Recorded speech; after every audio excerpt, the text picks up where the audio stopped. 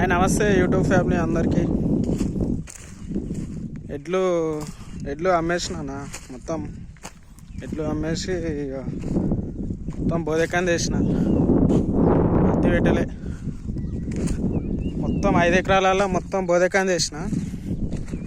పత్తి పెడితే దానికి చిన్న ఉన్నప్పుడు సంది దాని చుట్టూ మళ్ళాడి అప్పటికి 10 రూపాయల కిలో ఇవ్వాలి. ఆ మందులో ఉన్నప్పుడు ఆ ట్రాక్టర్లకు ఇవే అవుతున్నాయి. 10,000 కూడా మిగులుతుంది దీని అమ్మ జీవితం. 10,000 అన్న గిట్టుబాటు ధర అవుతుంది అంటే గిట్టుబాటు ధర కూడా అప్పటికి ఇస్తలేరు.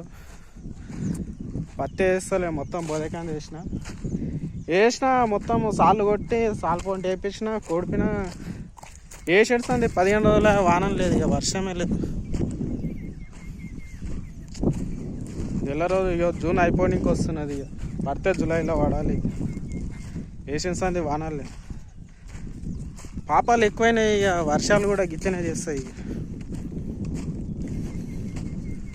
ఇక నా వెనకాల కనిపించాడు మొత్తం. ఇక అక్కడ రేకుల షెడ్ దానికి ఏందనే ఎడ్లను కట్టేస్తుంటే అమ్మేసిన ఎడ్లు. ఒక్కరికి తిప్పలేంది. ఏడికైనా మేతకు నీళ్ళకు, ఎడికైనా పోతే మేతకు నీళ్ళు అన్నిటికీ తిప్పలేంది. మా నాయన చూస్తాడేమో అనుకున్నా కానీ ఇక మా నాయన కూడా చూస్తలేడు. ఇక నా ఇంటున్న ఏషియన్ కూడా మొత్తం బోదెకాంది వేసిన, అది బోదెకాంది వేసిన. బ్యాక్ సైడ్ మొత్తం బోదెకాంది వేసిన. మొత్తం 5 ఎకరాలలో వేసిన. ఇది ఒకటి బోదెకాంది పెద్ద అయినాక ఎండిపోతా అన్నది.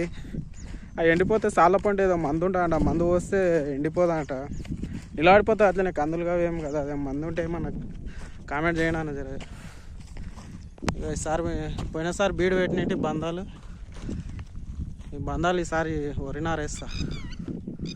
మొత్తం బియ్యం తిప్పలవుతున్నది. వానింటి ముందలకోయి వీనింటి ముందలకోయి అడుగుడు అవుతున్నాను. 10 రూపాయల కిలో ఇస్తా, 20 రూపాయల కిలో ఇస్తా. వాడు మోదే పడుతుంటే అంత ఇస్తా ఇంత ఇస్తా. వేరేళ్ళతో అడుకొచ్చుకొని తింటున్నాం.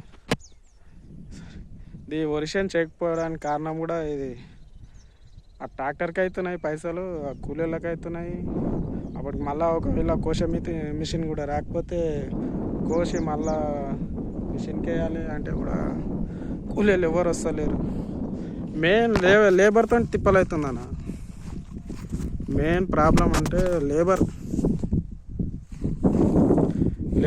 ఎక్కువ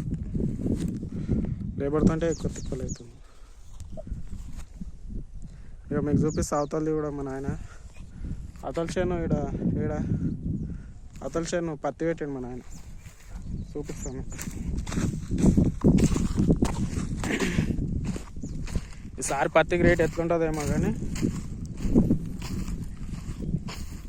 పత్తి అయితే పెట్టాడు మా నాయన 2-3 ప్యాకెట్లు.